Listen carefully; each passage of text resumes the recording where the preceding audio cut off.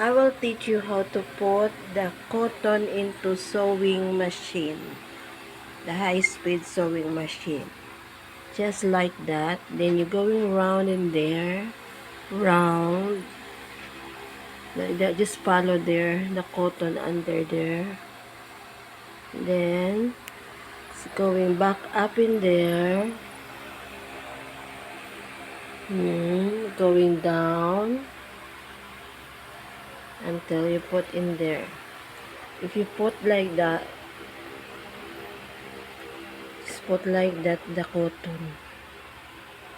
Left to right. Pag ganun.